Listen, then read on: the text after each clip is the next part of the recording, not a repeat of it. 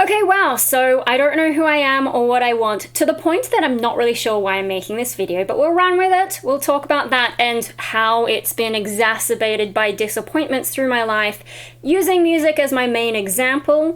And then if you stick with me long enough, we'll get to an announcement. I would put it at the end of the video, but knowing me, it won't actually be the end because I will keep rambling as I tend to do, so maybe in the middle. We'll find out. Okay, so I don't know who I am or what I want. What does that mean? I have an unstable sense of self. I'm sure I made a video about it, like about the 3 ways my sense of self is messed up. Yeah, I have just always also struggled to stick to hobbies, which doesn't help because some people will make their identity like part of their hobby, like what do you like doing, what are you working towards, and I've just always cycled through hobbies. I have childhood memories of being told, are you gonna stick to this time, and me picking up a hobby, dropping it, picking up another hobby, dropping it. That has not changed through to adulthood. I cannot stay on one thing for a long time. I have to keep changing, otherwise my brain gets bored. It's really frustrating not having some kind of an anchor like that.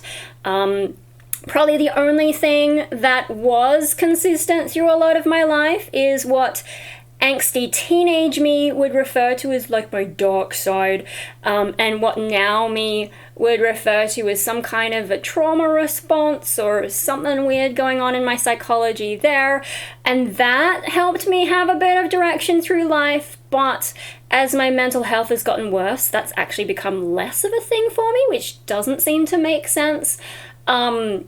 You know, like, if it's a mental illness thing itself, shouldn't it get worse as I get worse? I don't know. But yeah, so that's the whole basis of the Destroy America title. Not Destroy America, which is what the subtitles tend to mishear as, but Destroyer America. There we go. Do I have to put a big gap between them for YouTube to figure out what that is?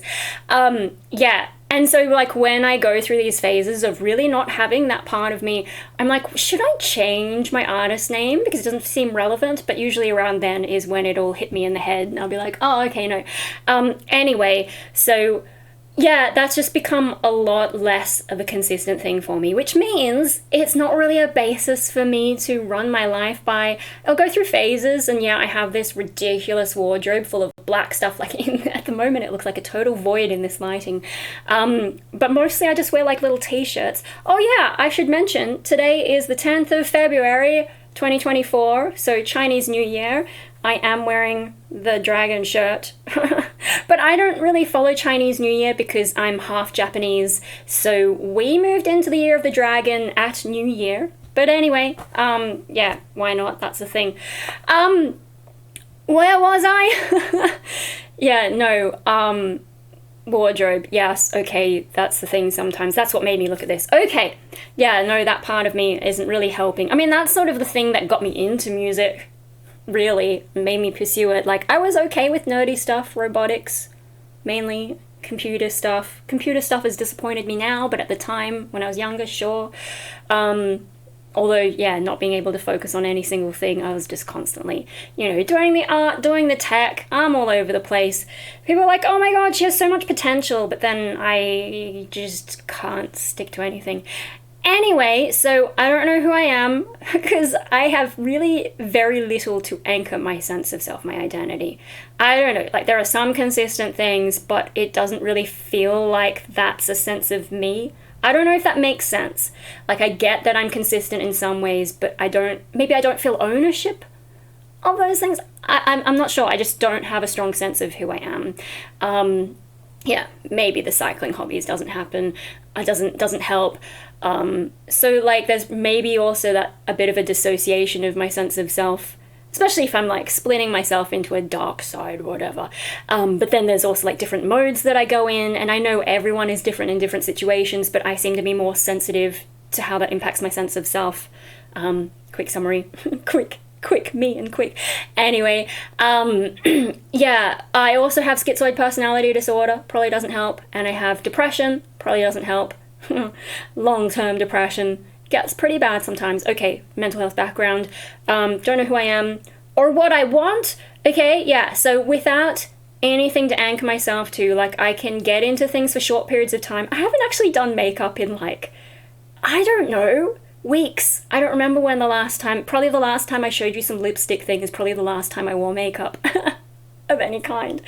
That's like, you know, I was like right in it for a bit, and then now I'm like, oh shit, why did I buy all that stuff? I guess it'll come in handy at some point, but some of it's gonna get old and gross in the meantime. Oh well. Yeah, so like I can want things for a while, but it's kind of just to pass the time because I don't know what else to do with myself, and I'm like, maybe this hobby will stick this time, which it never really does. Yeah, and also, like, what do I want? Well, the schizoid sort of comes with a level of anhedonia and not actually wanting anything, so I'm kind of tricking myself into wanting things, because, like, how else am I supposed to function? So I'm playing a lot of psychological games to even get to that stage of seeming like I want stuff. Like, really, I don't. But what else am I gonna do? Like, I exist in the physical world, I have to find ways to interact with it.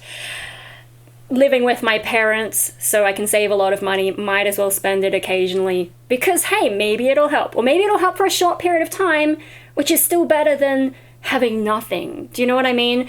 Okay, I don't know if that makes sense, but whatever. So the schizoid, also depression, exacerbates anhedonia, and also depression comes with a lot of losing interest in things you used to be interested in. And because my depression keeps going, I go through waves, but because it's like the overall trend is it keeps getting worse and worse and worse, that kind of tracks with me losing interest in more and more and more and more and more things. So yeah, I don't know what I want, tricking myself into wanting things. All right, how does disappointment play into this? Okay, well, I've spoken at length on my emotional traumas related to glass child trauma, which is where you have a disabled sibling who gets all the attention and people see through you like glass and think you're strong like people assume glass is, but glass is glass and glass breaks. Jerry-rig everything. Yeah, for those of you who get that reference.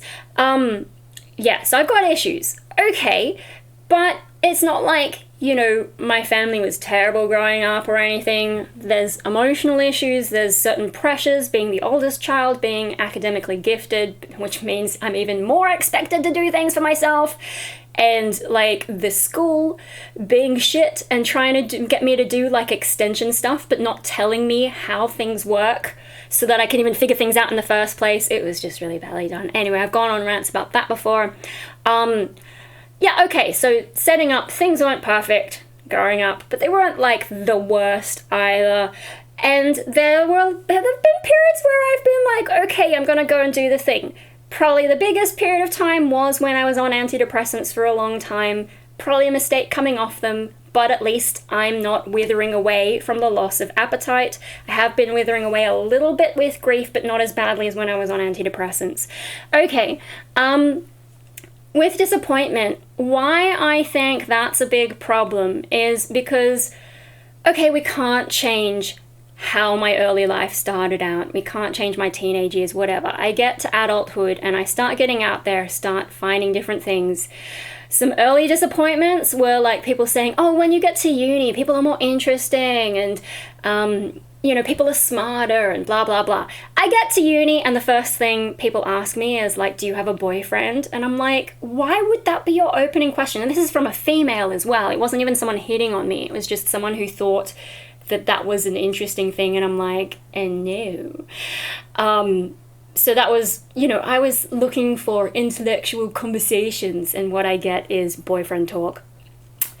That was a disappointment and a lot of other things early on in uni, and of course I didn't stick to that degree or the next degree. I did stick to music, so well done me.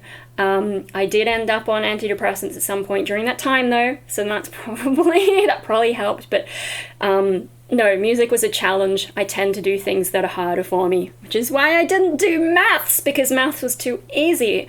Although advanced maths was getting a little bit much for me, and there was so many nerds there, and I'm just like, okay, I'm looking for intellectual conversation, but I'm not looking for the uber nerds. Like, you know, when I've tried to do things like do Pokemon events, whether that was the like Nintendo DS, I think, or the card game or Pokemon Go, I thought I was nerdy. I've got nothing on these people. And in hindsight, probably most of them were autistic special interests, so I never stood a chance. Yeah, and they were just not my people. I even tried, like, okay, that's maybe more kid stuff. I even tried Magic the Gathering. Also not my thing. Everyone just copies the top players, and it's super boring that way and expensive. And yeah, so, you know, trying to find interest groups, disappointing. But no, to get to try and remember what my point was, you know, okay, with music is the most social thing that I do. Now, you know, that's kind of out of necessity, because even if you're a soloist, you still have to find places to perform, and there's probably things, like, I try and do everything for myself, but occasionally, like, I'm kind of thinking, if I do my next thing, should I get someone else to mix and master, because I don't care enough to make things sound amazing. Like, The Truth, I mixed and mastered myself because I was just like, fuck it, I just want it out there. But I know I am not the best at that kind of thing. Should I get someone to mix and master it, because that's a skill I don't have, which means I have to interact with someone, a social thing. And then I'm like, what if I also made a music video for my next release? And so that's even more dealing with people. So as a soloist, you still have that, and then, like, I gotta find somewhere to perform, and I've only performed once since the pandemic, and it was only one song. It was at the Factory Theatre, which is pretty cool. That was huge. But yeah, only the one song. The Eternity thing, that was... And I only got there because, like, a friend who was, like, actually organised made it happen for us. But yeah, no... With music, generally I'm talking about being in a band, because I haven't done a huge amount with my solo project. And the thing about a band is I think this is a glass child thing, I have this inbuilt sense of duty. So if I don't want to let people down, even though I, like, don't give a crap about people, I still don't want to let them down. So I have a lot of these paradoxes. This is another thing that confuses my brain, is I don't care about people, but I don't want to let them down. So clearly I must care about them, but I don't feel it. Whatever. So music, yeah, being in a band, it makes me get things done. I work better with deadlines that are external to me, which I think is why I did well academically, because there are things that you have to do. And, like, with music school, for example, or, like, art school when I did my asexuality EP, having assignment deadlines, I got so much more music done compared to me trying to self-motivate. And, like, with the band, with... you know, like, even Rainbow Death Ray, my girl band, we were sort of like it was mostly my music, mostly I did most of the work, but because there was a band relying on me, I got things done, because sense of duty, and we were trying to get things done by certain days, and then we set deadlines, and oh my god, the EP getting off the plane, the CDs, the physical CDs getting off the plane the day of our launch, talk about cutting it close, yeah. But, like, you know, having other people relying on me helps me get things done. I don't know, I'm clearly in denial about some of the things with me. But no, so if I was going to, like, it's a social thing, also going to gigs as an audience member, you know, you're surrounded by people, but if I decide I'm done talking to people, it's loud, so I can be like, I can't hear you. Sorry, what? Take up my little earplug, what?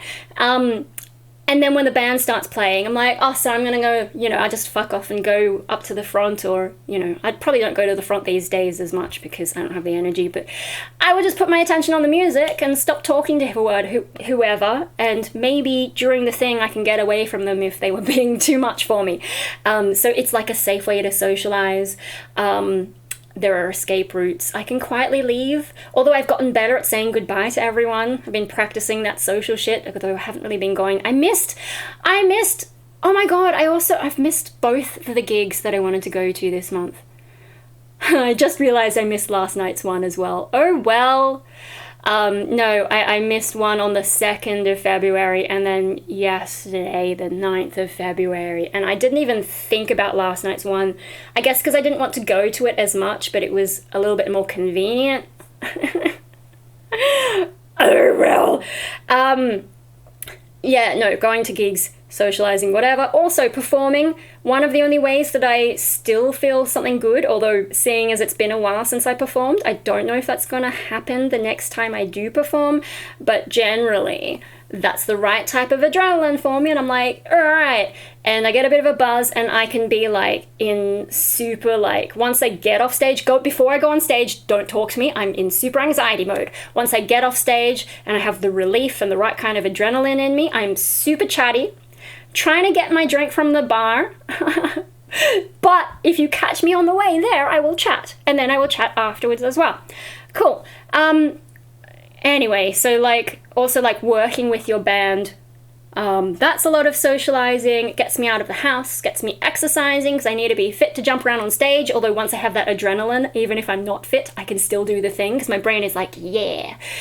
A little bit freaked out by being on stage, but also like, yeah, this is the thing that I apparently want to do, but the rest of my life I don't want it enough to actually work towards it without being nudged. Okay, so point being, music, good way for me to socialize, get out of the house, get exercise. There's a lot of things in it that are good for me. And I think if everything went to plan, that would be a good way for me to work through issues related to being schizoid, because schizoid is not a disorder that predisposes you to being social.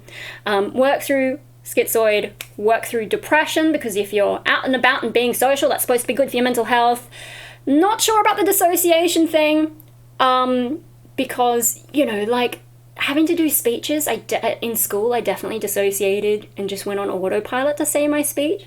And so I don't know if some of that probably happens on stage, because I'm a little bit like, but I've rehearsed the thing, and so I'm doing the thing. But if I screw up something, I will notice and think about it and try not to screw up the next thing. I don't know. Anyway, yeah, so if everything went to plan, music would be a good way to help me get through things like schizoid and depression and all that kind of stuff. The trouble is that people suck. And that's not me just being schizoid. That's not a subjective thing. People actually suck. You can't rely on people. It's like, when I find people I can rely on, it's like, thank you. Where have you been? Oh my God. Because music especially attracts a lot of flakes. Like, I get it, we're creative people, a lot of us have mental illness, but a lot of people just don't care. There's no attention to detail, there's terrible communication, there's people who are just, I don't know, it's super frustrating, and all it does dealing with those kinds of people is reinforce the things that make me not want to hang out with people and be the schizoid stereotype and be depressed and withdrawn and feel no hope for this world. Issues in class, doing the music degree, bits and pieces there. At least they're like studying, but then trying to find bands, really difficult. And that's why I did the whole Rainbow Death Ray thing, where I'm like, fuck it, I'll just do everything myself essentially, but I really want guitar-based music. So I originally, Rainbow Death Ray was going to be my one-man band thing, but like, just with other musicians tagging along. It wasn't meant to be a band, it was meant to be a one-man band with live band kind of thing. But I think because I was on antidepressants, I got some wires crossed, and I was a little bit too passive and trying to be too open and not assert my rights or whatever, and so it morphed into this thing that was so far from what I was actually intending to do. Like, it wasn't heavy enough. We didn't record our heaviest songs on the EP, but even those weren't heavy enough, and like, I didn't realize that the rainbow part made people think we were heaps LGBT, and it was only years later that I realized why Chicks with Pics was so interested in us, apart from being all female. I think they thought we were heaps LGBT, which, like, technically we were, because, we had like, sort of, some of our members were like bisexual, I'm asexual, we had like everything. We also like did audition a trans woman at one point. She was great, but just not into our kind of music and wasn't a good fit.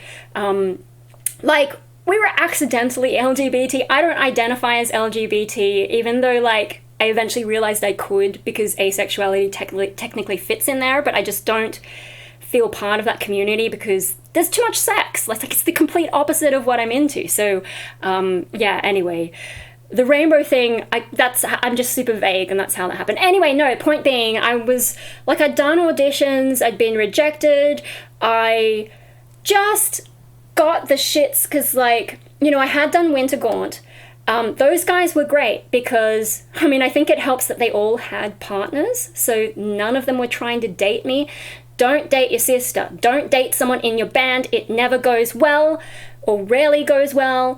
Just don't do it. But yeah, so they were all securely attached, and they had things going on and all that. The trouble was, when we were ready to gig, no one took the initiative. So despite that being my first proper band, I suddenly had to learn how to get us gigs, and I knew nothing. I had no contacts. They didn't really help with that side of things. So I was kind of like learning on the job, and yeah, it was a lot, and I don't think the drummer appreciated what I was doing. I think he saw it more as me taking over, but I'm like, if you want to do it, you do it! And he never did. So, you know, hate me, I don't care. I wanted to gig, I made it happen. So with Rainbow Death Ray, it was kind of like, if you want something done, do it yourself.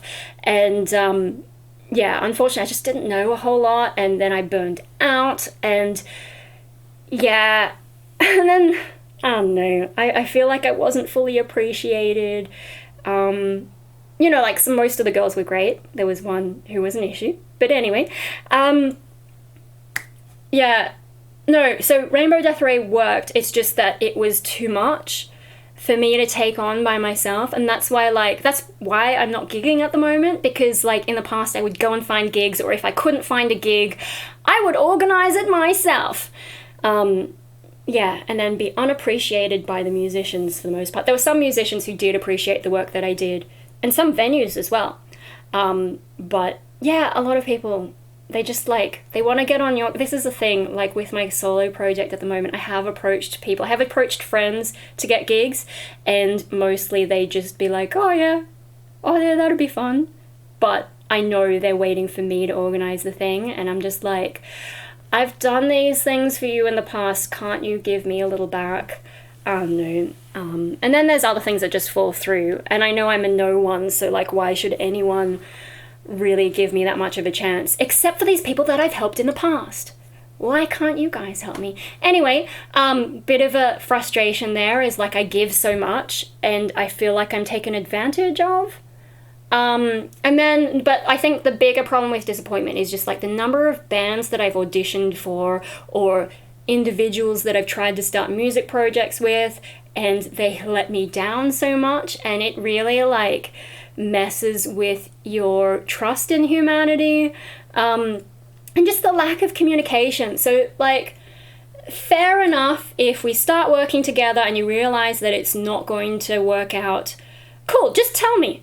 I understand, because creative stuff is difficult, and, you know, if it's not working, it's not going to work. If you're not on the same page, fine, tell me, I'll let it go. I have done this where I've started working with someone, like, you know, guitarist might send me some stuff, and at first I'll be like, oh yeah, this is cool, but then as I dig down into it, I start to realize it's actually not my thing. It doesn't suit my voice, it doesn't suit what I want to do in metal, whatever. Or maybe, like, I've had something going on personally that's just too much. I will always tell the other person, hey, this project that we were going to do together, we were going to start a band together, I can't do it, I don't think it, or, like, you know, it's not right for me, or whatever. I always tell them. But when other people leave a project that they were going to do with me, whether they were going to send me tracks and never got around to it, or whether I was auditioning for their band and they were going to send me something, or, like, you know, tell me when we were going to gig, or like, not gig, audition, whatever, like, you know, jam in person, whatever, when they decide they can't do it, they just disappear, they just ghost me, and I'm like, where are your communication skills? That's so rude. And you know, this has been going on for years. It's not just that I'm older than everyone now, it's, like, just a thing. A lot of these musicians forget, or they're cowards, or I don't know, and it's disappointing.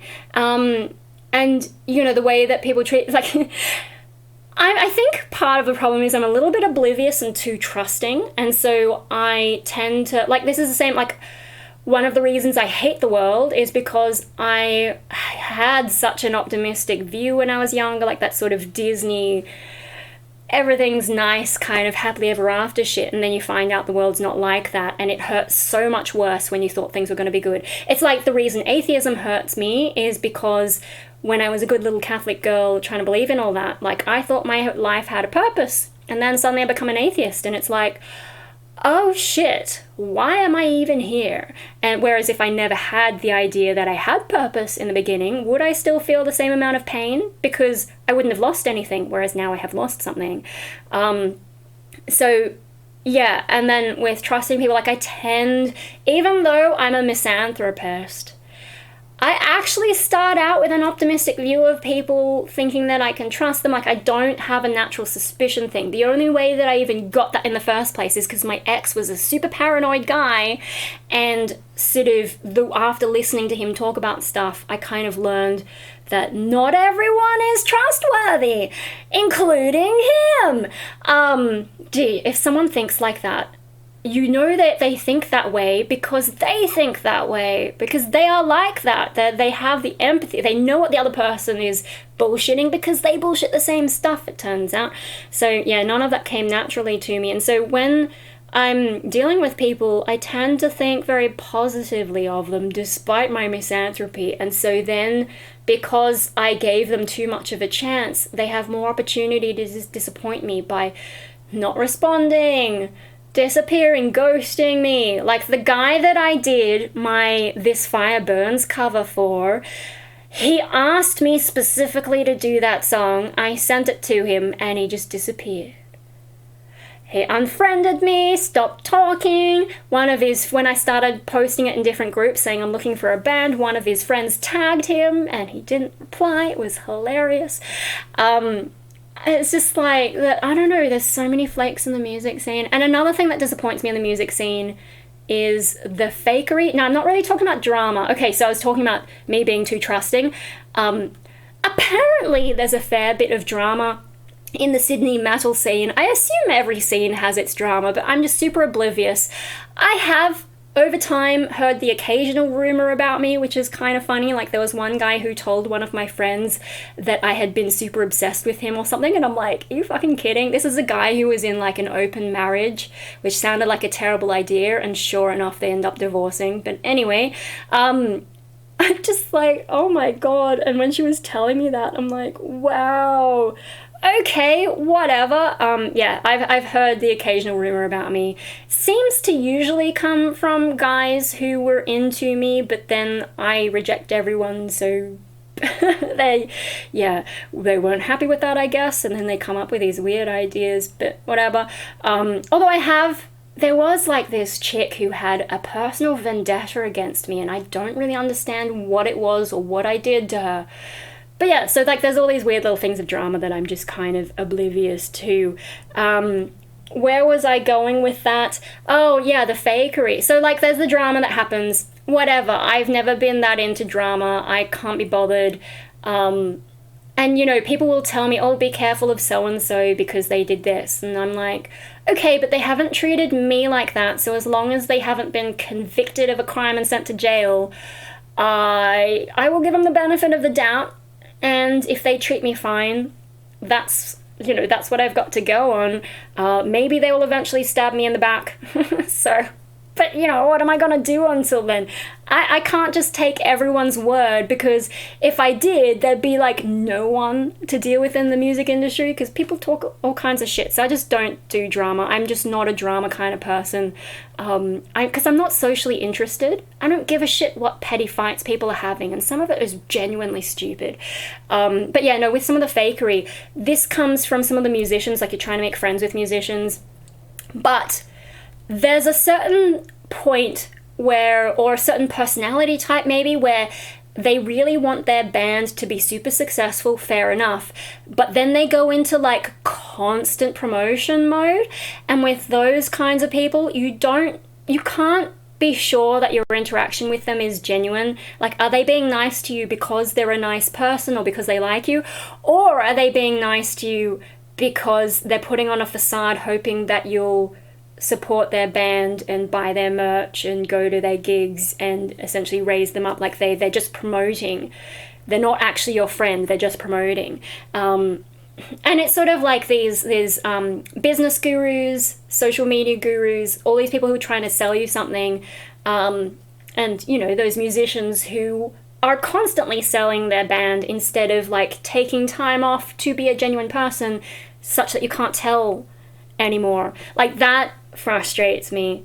Yeah, like I get it because you have to promote your band, but there's just a level where it's too much, and to the point that they go against what I assume are their values. Like a friend sent me this post where someone was talking about TikTok and why you should have your stuff on TikTok, and this person sells courses, I think, on how to do social media well. So they're obviously saying do TikTok because if you do TikTok, you might go to them for advice and then they get money. So they have an incentive there. And, you know, so a lot of the language they used was very manipulative. Like, if you're not on TikTok, you're just not trying hard enough, you're not serious about your band kind of vibe. But the thing that really got me is when they said, oh yes, there are, you know, bad psychological effects that TikTok has. And then they just brush it aside and they're like, but you should be on TikTok. Yeah, do TikTok. I'm just like, excuse me? Those psychological effects of TikTok, that's not a joke. Like, kids are going on there, being fed eating disorder material without even having to look at it. Look, like they're not actively looking for it. It just comes up on their feed and keeps going, and it's damaging people. It's damaging people's concentration. Just TikTok. And like, I also don't like reels and shorts, but you know, a little bit. Like, I think the TikTok algorithm seems to be particularly bad. But yeah, so this person who's just promoting it acknowledges that there are serious issues with the platform and then just dismisses it and tells everyone else that they're not good enough if they're not on TikTok while they ignore something like that. I'm just like, where are you just selling out? Like, where are your values? Yeah, you want to promote your band, but are you going to abandon everything you believe in just to get a few extra views on your band, a few extra listens, maybe a little bit extra success? You will just abandon, you will just sell out that way. It frustrates me. Like, I'm not on Spotify. The only music of mine that you'll find on Spotify is where I've worked with someone else, because, you know, I respect the other person's choices. If they want us to be on Spotify and if they organize it, fine. But I will not be the one who organizes it. So my own solo project is only on Bandcamp. And, you know, if I upload stuff to YouTube, I will not put my stuff on Spotify because I don't like the way Spotify deals with artists. I think I haven't kept up to date, but last I heard, it was like if you don't get a certain number of listens a month, they're not going to give you any of your royalties or streaming revenue or whatever it is. I'm just like, dick move, because like with YouTube, fair enough, there's a threshold. But you don't have to pay money to upload stuff to YouTube. YouTube is free to upload to. Whereas with Spotify, you have to go through these third-party vendors who charge various fees. You don't have direct control over your music. You're paying them, and you might not get anything back for your efforts. Now, I realize some people use Spotify as a promotion machine. That's fine. Like, you know, you do you. But me personally, I don't believe in Spotify's model. I don't like the way they treat artists. So I'm just not on there, and I'm not on any of those streaming platforms. I prefer Bandcamp, where I upload stuff myself, I keep control of it, and I know that they're trying to do right by the artist. I think, is Bandcamp Friday still a thing? I keep forgetting, like they'll send me a reminder, but it's a few days out, and then Bandcamp Friday comes, and then I go on, but then it's not Bandcamp Friday because I live in Australia, and it actually doesn't start until the evening, and then by the evening I've forgotten, and then of course Saturday comes, and because it's Saturday, not Friday, I forget that it's still Bandcamp Friday, and so there's stuff on my wish list that I still haven't managed to get a hold of because I'm trying to support the artists more than Bandcamp. But anyway, Bandcamp is making an effort. I know there are some issues here and there with who's bought them recently or whatever, but the way they started, and they still seem to be going all right, so I prefer Bandcamp. I don't like Spotify. I don't like Spotify's ads. You're trying to listen to metal? And then all of a sudden, hey, buy this super poppy da-da-da. I'm like, I don't need, can you at least have genre appropriate ads, for fuck's sake? Anyway, I'm getting carried away. Point being, my values, my beliefs, whatever, I don't like how Spotify treats artists. I don't like the business model. I don't like the business model attached to streaming. Blah, blah, blah, blah, blah. Therefore, I'm not on Spotify. This person says, ooh, TikTok is harmful, but you should be on TikTok anyway. They're selling out. If you think TikTok is harmful, why are you on there? You know, that's why it's like, you know, the pay-to-play thing. Don't do pay-to-play because you're devaluing your music and you're making it worse for everyone else because it becomes the expectation. So if you, as someone influential, keeps pushing people on TikTok, you are just perpetuating the issues there. Anyway, so it's disappointing when I come across that and those kinds of fake people who act super positive and will try and be your friend, but it's just because they want to get something from you. Also, I have had people that I've helped in the past who now only contact me when they want something, and then I know that they're not really friends or anything. They certainly don't watch my YouTube, so I can say that. Yeah, it's just really frustrating that there's so many fake people. Like, I get it, and you can't be friends with everyone. But, I don't know, if I have to connect with someone, can't it be a little bit more genuine? Instead of just having to pretend and, like, you know, as if I'm working at McDonald's again and I have to be like, hi, how are you? Bullshit, where I don't actually care how the other person is doing. I'm just there to do my job, like, you know. Anyway, so I think the disappointment, to try and get back to the point, I don't know who I am and what I want. Okay, disappointment. Tying it back into music, right? So music, a thing that helps me be more social, helps me get out of the house, helps me get exercise, should be something that I want to do. And if everything went well, it could even help as a treatment for schizoid and depression issues I have. But because I keep getting disappointed by people, it's actually just reinforcing that I don't like people. And that it's reasonable for me to not like people because very few people give me reason to question that. Yeah, so the vast majority of people suck. Okay. And then the disappointment, like I'm trying to do these things and then things keep, like, you know, there's number of auditions that I did before my current band and people letting me down and people turning out to be these absolute conspiracy theory COVID whack jobs who want to rant about Trump or whatever. Yeah, like, you know, there's just all the kinds of people that I've met in music. Like, I know there are douchebags everywhere, but music, people not being organized, people expecting me to do everything, because if I want something done and I'm really determined, I will get the thing done. All these things, like, you know, it's demotivating because you try so hard, like, especially with the ones where I either started working with someone and it didn't work out, or I had an audition, like I had to send in a recorded audition where they're like, write lyrics for these 2 songs, record them, send them back, and that's your audition. And then I get a vibe that they were never serious anyway. Like, they could, by now, I have recorded so much stuff. You can listen to my voice on a number of different tracks. That should give you an idea of whether you need me in your band. Like, you shouldn't need me to write the thing, because writing, like, yeah, sure, I can write a thing, but that doesn't mean that's the final product. We can workshop this. That final product doesn't have to be what it is. It should be about you assessing, do I have enough of a writing thing that we can work together and turn this into a thing? And do you like the sound of my voice? But yeah, some of the feedback that I've gotten, I feel like they were just doing it out of curiosity, because I'm like, a female vocalist who can growl, that's not really that common in Sydney. And so maybe they were just doing it out of curiosity or trying to be like PC, like, we can't say no to the chick, we don't want her, but we should at least give her a chance, but we don't actually want her. Like, you know, I don't know if they're trying to do something like that. I just don't like having my time wasted. And so, you know, I sort of got to a point where I'm like, if someone asks me to write another audition track, I'm just going to say fuck off. You've got plenty of my material to listen to. I've even released my own music. If you want to know how I write, you can listen to Rainbow Death Ray, AG Destroyer, my own solo project. There's plenty of material out there for you to hear how I write my music. You should be able to decide then whether it's worth getting me in person. But no, they rather waste my time, and there's so much I could rant about that, and it just makes me feel less like doing music when it's so hard to find good people. People not being organized, including like the occasional venue or promoter who should have things more together, but then you're trying to get communication from them and they're not communicating, and oh my god. I think that yeah, it does not help with who I am or what I want. This has gone on for a really long rant. This is going to take me forever to upload. Okay, point being, disappointment. I don't know who I am, what I want, disappointment music. I don't know, I hope you can join the dots there. I just think it makes things worse for me because I've tried to get out there in the world, and it's not me.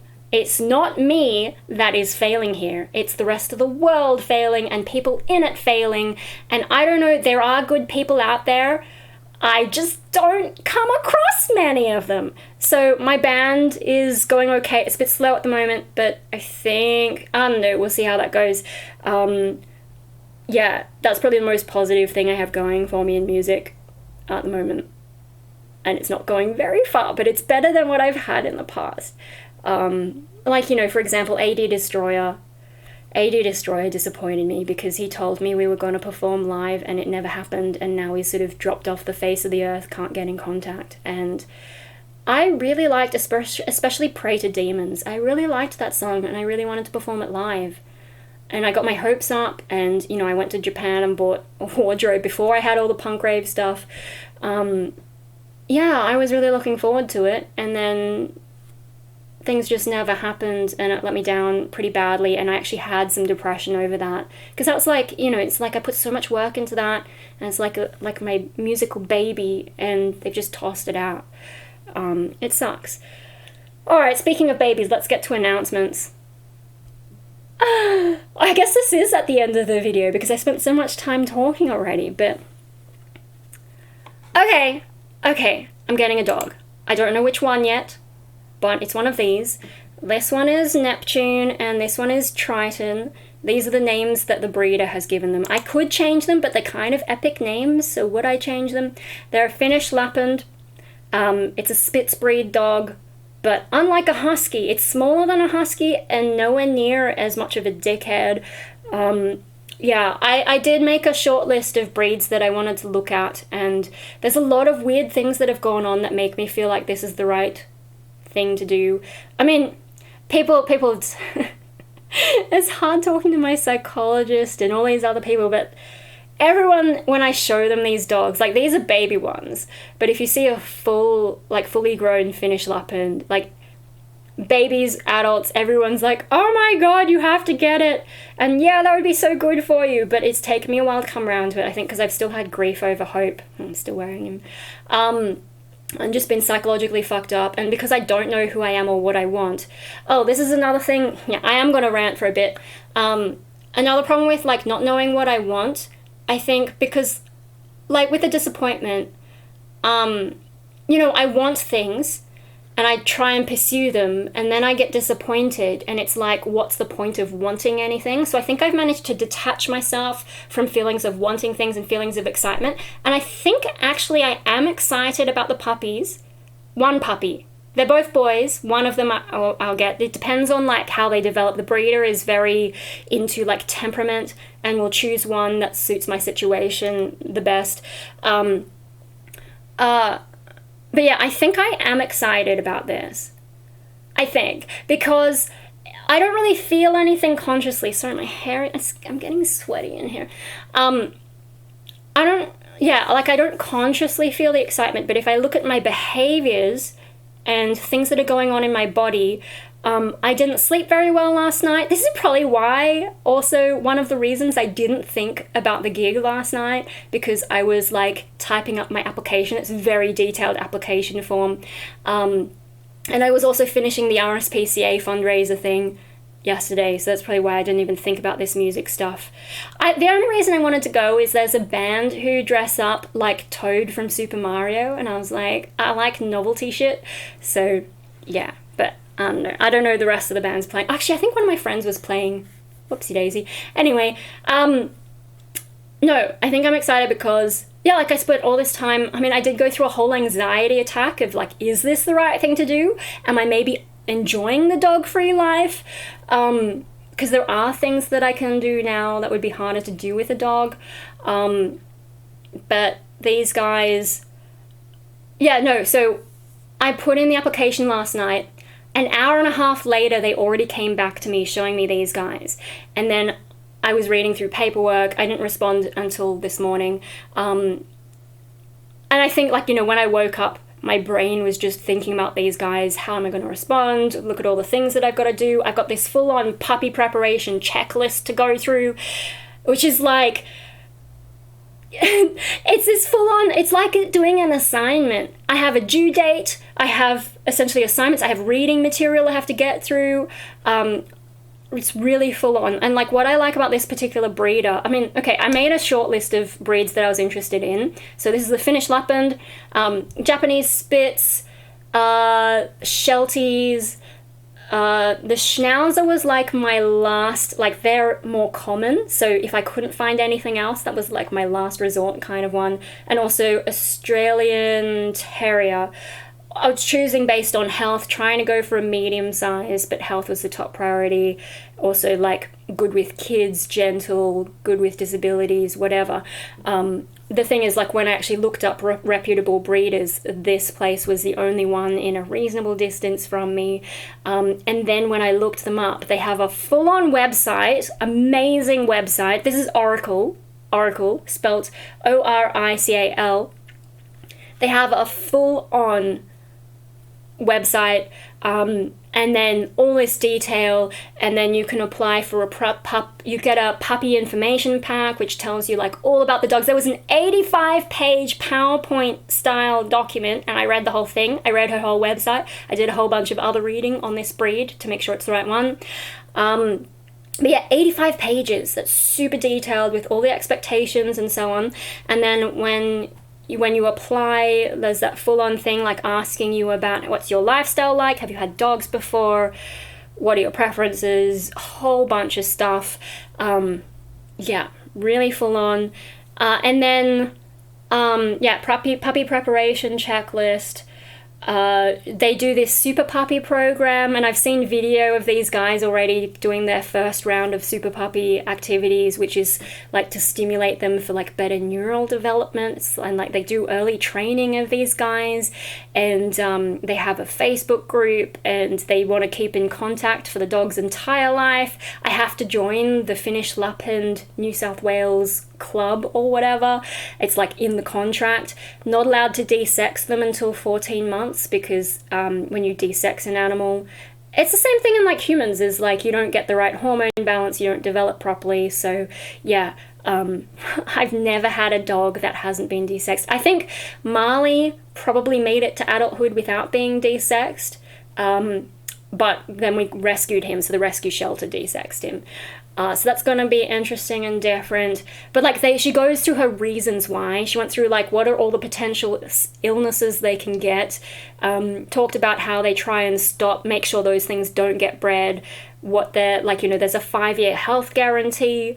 There's just an incredible amount of detail. And you guys know me, I fucking love detail. Give me all the detail. I'm probably the only person who read the entire 85-page slide. I'm probably the only person who's going to go through the entire puppy preparation checklist and actually do all the things instead of just ticking them off and pretending I did them. I am going to read the whole thing.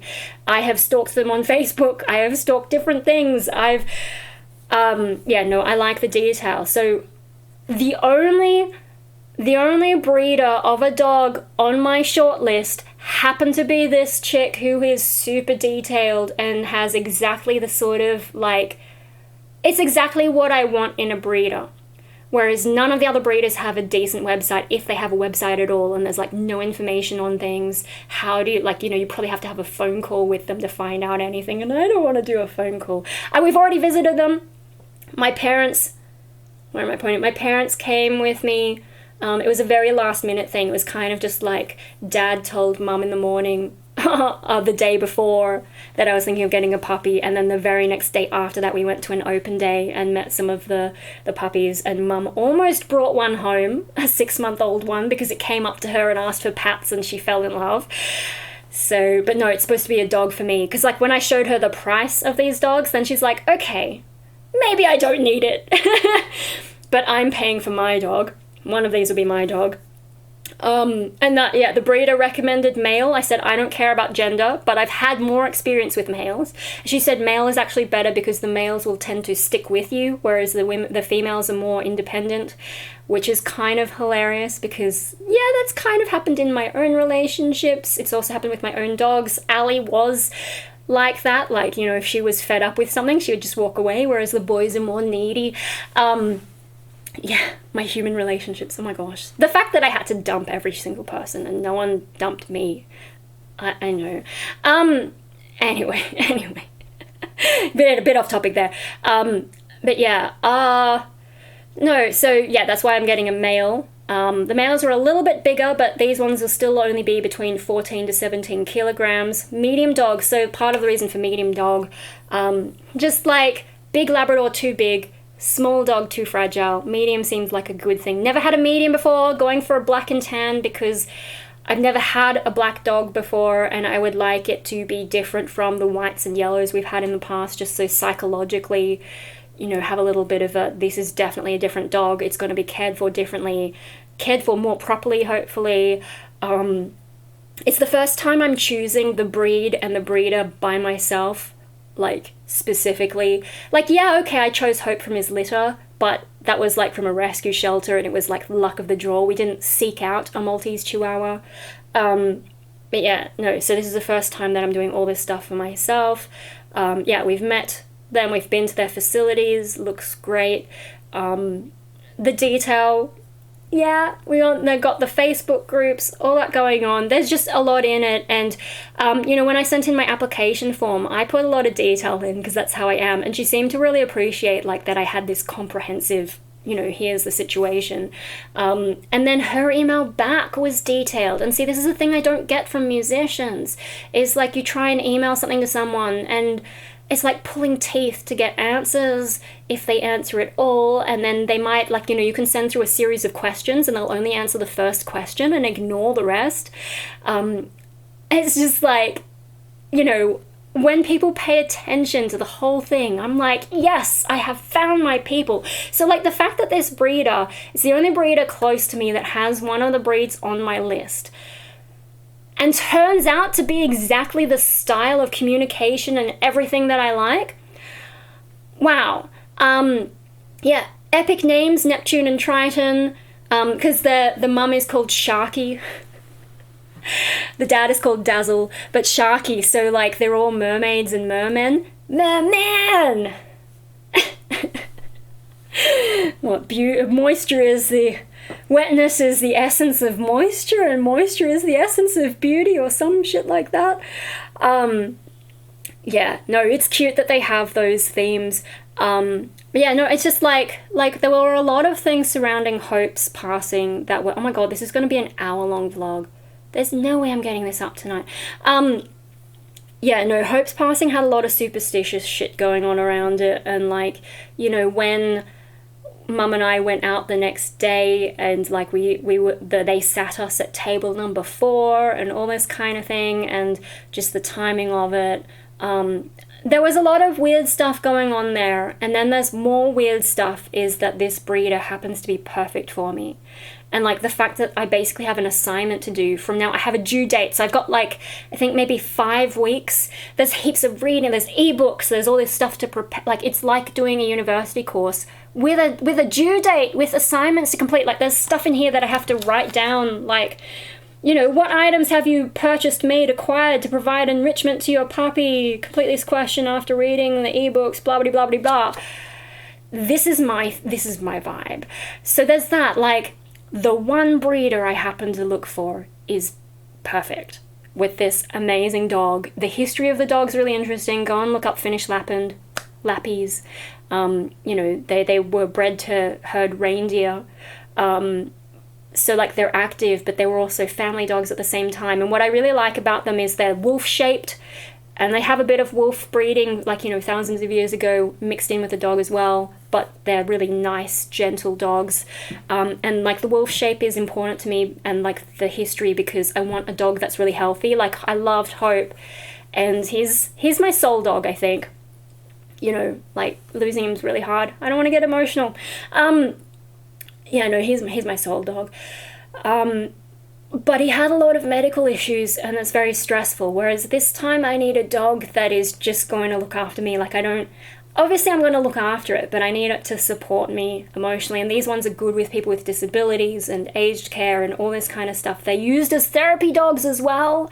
So, you know, that plus good health. This breeder tests them for everything. Yeah, so the health is a really important thing for me, and that wolf shape. Instead of, like, you know, I think with the Chihuahua, Maltese Chihuahua, it's too small. You know, that they get all the teeth problems because they're too small. Dogs are not meant to be that small. Like, a wolf is actually huge. When I was reading Animorphs, I didn't realize it. Like, when Cassie was morphing a wolf, I thought she was just being like this little dog yapping at people, but no, real wolves are actually huge. And so, like, you know, medium is probably pushing it, to be honest, but these ones, they've been bred for thousands of years to be a working dog, bred for function, not for looks, not this flat-faced shit, not this long sausage dogs with spinal issues shit, not ones that have a particular look. Like, these are functional dogs. So yeah, I feel more confident about just the breeding, the breed itself, and the breed's history. But yeah, another thing, okay, so it took me a while to actually come around to this. Like, we visited them on the 29th of January. That's the day that I stopped doing YouTube because I was having a little bit of a breakdown, in part about the whole dog thing, but I'd also been a bit shit beforehand. And, you know, that's why my parents have really come on board, and they've encouraged me to get a dog because, you know, I think they can see the benefit it has to me, even if I'm vague about who I am and what I want. Everyone around me is like, you need a dog. And then they see these and they're like, you have to get that dog. And so I'm like, okay.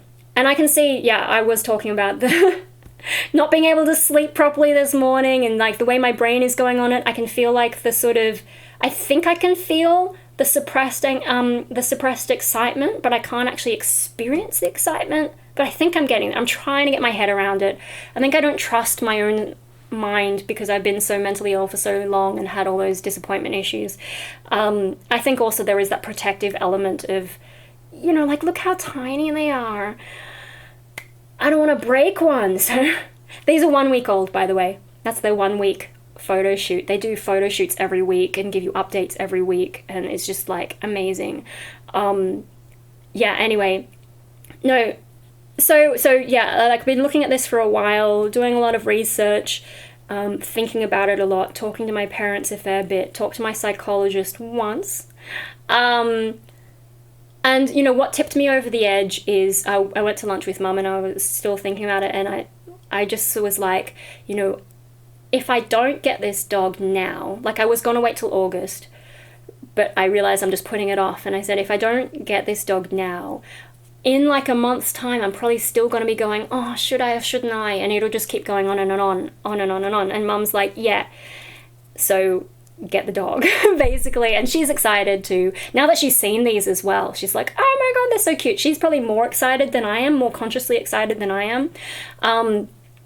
But yeah, so that's what pushed me over the edge, is just realizing that I probably do want this dog because I couldn't stop thinking about it, which is probably a sign that I'm excited. Like, see, I have to go through these logical steps to identify what is even going on with me.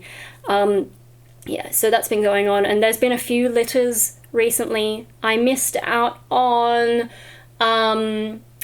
there was Glitter's Gemstones. So this is Sharky's Mermaids and Mermen.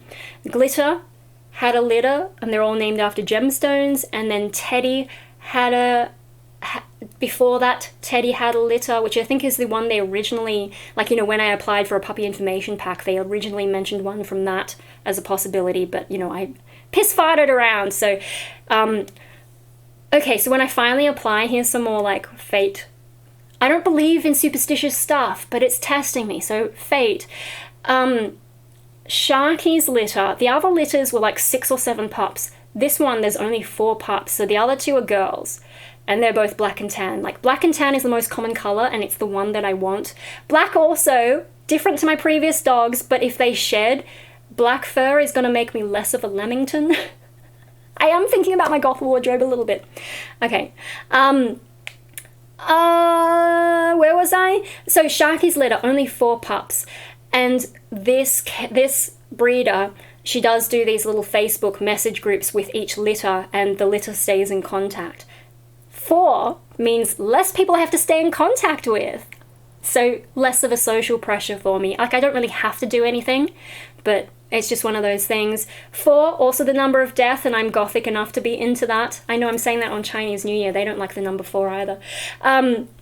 But I think the weirdest thing in terms of like coincidences is I was just looking through their folder, and I just looked up, I googled, how long is the gestation period for a dog? And I think these dogs might have been conceived the day after Hope passed. I don't know for sure. I'm just trying to calculate it because they were born on January 31st. Hope passed on the 23rd of November. Dog's gestation period is just over 2 months. And when I look in the puppy folder, we have a puppy folder full of all their pictures, all their updates, the pedigree, information about the parents, and their health tests. Like, it's really comprehensive. But I can see the date that these folders were created is the 24th of November, 2023. And I'm like, holy shit. They might have been conceived the day after Hope passed. And that weirds me out. Like, the fact that I piss farted around and missed out on the other dogs, they were born in mid-January, so they would have been conceived before Hope passed, whereas these were conceived potentially the day after Hope passed. And that makes me feel better, like I don't really want the overlap. I don't know, it's just weird. I don't believe in this superstitious shit, but maybe as a coping mechanism, my brain is seeing all these coincidences and being like, this is the right thing because everything's lining up. And maybe that's helping me deal with the idea of losing hope and then getting another dog. This is the longest period I've had not having a dog since we got them. Although we've only had one period where we didn't have dogs before. That was after Ali passed, before we got Hope, was about a month or 2. Yeah, anyway, so one of these is going to be my baby. I don't know if I'm allowed to share so much with the videos, so maybe that's something I'll eventually post on Patreon. I don't know what, like, you know, do I have any legal rights to these images? I mean, she's posting these on the Facebook group, and I think was one of them on a Instagram? I don't know. But yeah, so one of these boys is going to be mine, either Neptune or Triton. Both of these are a bit difficult for my mum to say. I forwarded her the email last night, and she comes out, and the words that came out of her mouth did not sound like that. She thought this one was called Titan, and this one, I don't even know what she was trying to say. So maybe I need to change their names to help Mum, but I actually don't mind those names, and it would help me because, like, Hope was an epic name, and I don't know that I can come up with a better name than that. Hope was really meaningful to me. A lot of people thought I called him Hope because he was a rescue dog or because of my depression, but I called him Hope. I named him Hope after the Xena character, Gabrielle's child, who gives birth to the Destroyer, and I'm like, this has so many double meanings, it's the perfect name. Whereas now I'm like, yeah, I don't know. Maybe I'll just let fate decide like it's deciding everything else. Fate. Anyway, so that's my long rant. That's an hour-long vlog. Why did I do this? This is going to take forever to upload and to review. But anyway, that's the thing that's happening. Oh yeah, one more thing for fate is, you know, I sent everything in last night thinking it would take them a few days to, you know, look at all this stuff and to get it, like, you know, for them to get back to me and to sort this all out. But she got back to me so fast that today I paid for one of these boys, and it's the year of the dragon according to Chinese New Year. Not Japanese, but Chinese New Year. And I'm just like I bought a dog on Chinese New Year. And another thing that made me, I know I was about to leave. Another thing that made me okay with getting another dog is I was looking at, like, the little shrine that I've got for Hope in the in the cupboard, and I was looking at, like, you know, his ashes box and his photo and all that kind of stuff. But you remember I did that on actual New Year's. I burned I had the candle, no, whatever day, I don't remember what day things were. I did burn the candle for him on New Year's, and then I ate the mochi on the prescribed day, I think the 11th of January, the little dragon mochi, and I kept the dragon that goes on top of the mochi, the New Year's mochi, and I put it in his shrine. And so I was looking at his shrine, and my eyes fell onto the dragon, and Hope was a dragon. It's the year of the dragon now, and after thinking about him, like, I guess you would call it meditating on him, and like, what should I do? My eyes fall on the dragon, and it's sort of like my brain's like, this is a sign. So there must be a part of me that is superstitious. You know how like I compartmentalize the parts of me? Some part of me is superstitious and goes, it's a sign, and it's saying you need a puppy that's born in the year of the dragon and has things like, you know, like Hope was, and also you are a dragon and he was a dragon, and this is auspicious stuff. So your next dog has to be born in the year of the dragon, and Hope's okay with that. And so I did not plan this, but I have paid for my dog. Well, I've paid the deposit, because, you know, you do a deposit and then later you do the full payment.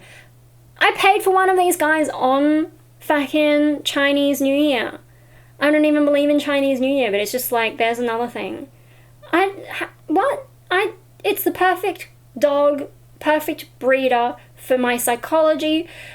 The dates are all lining up like crazy. The number of dogs in the litter, there's 2 boys, so there's enough choice in the color that I want. I kind of did want a male, even if she didn't recommend it, because especially not being desexed for so long, I don't know that I want to deal with a woman's issues. Now, I have heard that undesexed males can get other issues, but, you know, at 14 months, I can desex him. Yeah, anyway, I've got a lot of reading to do anyway. I've got a lot to learn. I should stop this. There, I told you I was going to go on and on and on. I just didn't realize how long it was, and so I don't know if this video really made sense. I'm just going to drop those. About the whole, like, I don't know who I am, I don't know what I want, disappointment exacerbates my issues because people suck, the world sucks. This breeder doesn't suck. It's just like, you know, when you come across that, the people who actually do things right, like, it's so hard to find good workers, for example. Like, when I was in retail, especially like at Officeworks, me trying to train people and they just don't retain information, and people make stupid mistakes, like leaving scissors in the large format printer. I don't think I trained that person, but, and then everyone going, oh, it's broken, and no one thought to check. I'm just like, and me being the only person who talked to the tech guy to find out what's wrong with the laminator and find out how do we make sure this problem doesn't happen again. I was the only person who did that. Why are people not interested in doing a good job? How hard is it? I don't understand. Why do people suck? You can't trust people. They don't work hard enough. When you do find someone who works well, though, amazing. Just, yeah, I don't know. I haven't really found many. They don't tend to stay in my life. I guess there's not many of them in music. I have come across some nicer people in music.